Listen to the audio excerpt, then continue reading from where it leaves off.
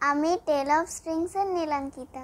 আজ ফিরে দেখা ধারাবাহিকে আমরা ফিরে দেখব সেই সব বিপ্লবীদের যাদের ইতিহাস সেভাবে মনে রাখেনি। আজ আমরা শুনবো বেলা মিত্রের কথা। এই বেলা মিত্র ছিলেন নেতাজি সুভাষচন্দ্র বোসের ভাইজি। বেলা মিত্র প্রথমে শ্বশুর বাড়ি থেকে পরে কলকাতার বেহালার কাছে জঙ্গলের মধ্যে বাড়ি ভাড়া নিয়ে গোপনে রেডিও স্টেশন খুলেছিলেন। গোপনে সুভাষ বসু ও আজাদ হিন্দ বাহিনীর সঙ্গে যোগাযোগ রাখার জন্য।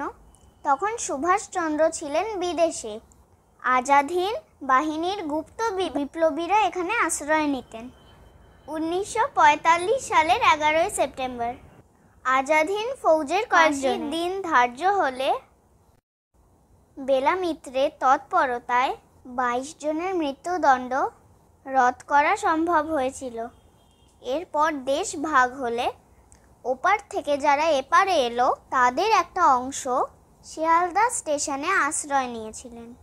তাদের জন্য বেলা মিত্র রিফিউজি রিলিফ ক্যাম্পে সেবা করতে গিয়ে অতিরিক্ত পরিশ্রমের ফলে অসুস্থ হয়ে পড়ে। 1952 সালের 31 জুলাই তার অকাল প্রয়াণ হয়। আজ এই পর্যন্তই।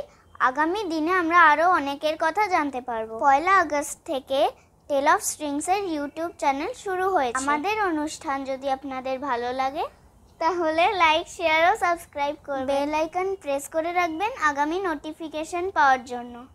নমস্কার।